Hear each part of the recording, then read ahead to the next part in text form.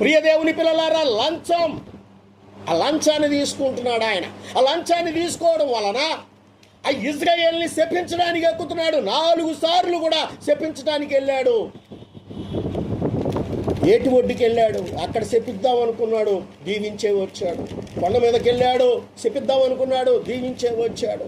ఇంకో కొండ, అలా మొత్తం కూడా తిప్పుతానే ఉన్నారు వాళ్ళు.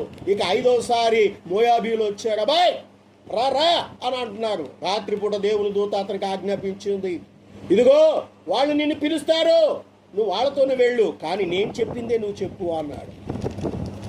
ఈసారి ఇంకా బలంగా ఏం చేశాడు అని అంటే, మోయాబీలు మరి ఇంకా ఎక్కువగా ఇచ్చాడండి ఆయన. చాలా ఎక్కువ ఇచ్చారు. ఇజ్రాయేల్ని శపించడమే కావాలి. ఎందుకంటే వాళ్ళని గనక ఈయన నోటితో శపిస్తే దేవుడు శపించినట్టే. అది వాళ్ళ లెక్క.